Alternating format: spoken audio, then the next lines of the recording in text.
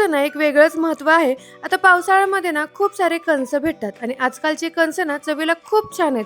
आपण लहान असताना एवढे गोड कणसं भेटत नव्हते, बरोबर ना? कमेंट करून नक्की सांगा. आता खुशू आजारी होती, तिच्या तोंडाला चव नव्हती आणि त्याचबरोबर खुशूच्या बाबाचा फोनही आलता. त्या दोघांसाठी ना इथे मी छान असं सूप बनवते. सगळ्यात अगोदर बारीक चिरून घेतली पात, त्याचबरोबर शिमला मिर्च, गाजर, अद्रक, लसूण सगळं बारीक चिरून घेतलं.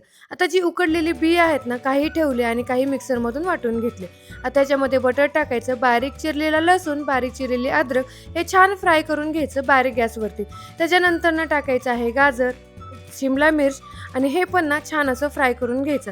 आता वरून ना इथे मी बारीक चिरलेली कांद्याची पाती टाकून घेतली आणि कणसाचं बी पण टाकलं. आता जे मिक्सरमधून वाटून घेतलेलं आहे ना, तेही टाकायचं, छान फ्राय करायचं बारीक गॅसवरती आणि त्याच्यामध्ये पाणी टाकायचं.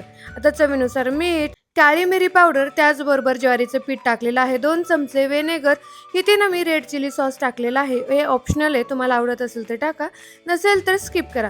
त्याच्यानंतर टाकायचं आहे सोया सॉस आणि हे सगळं व्यवस्थित मिक्स करायचं. आता खुशूला ना इथे थोडंसं पातळ आवडतं म्हणून पातळ बनवलेलं आहे. तुम्हाला पातळ आवडत नसेल तर 3 चमचे ज्वारीचं पीठ ॲड करा. खूप आवडीने पिते, तुम्ही नक्की ट्राय करा.